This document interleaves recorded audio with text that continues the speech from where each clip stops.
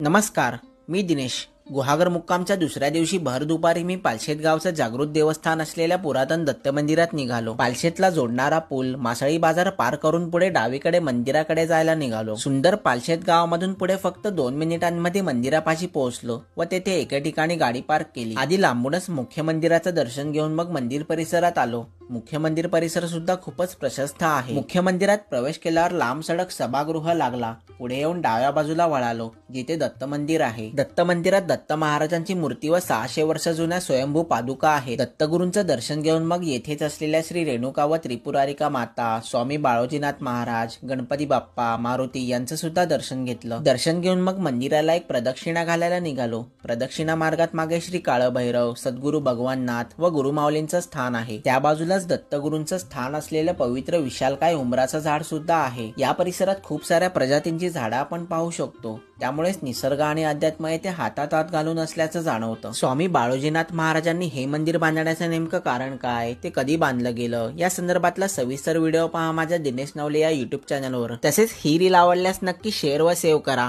असेच नवनवीन आणि माहितीपूर्ण व्हिडिओ पाहण्यासाठी माझ्या पेजला नक्की फॉलो करा.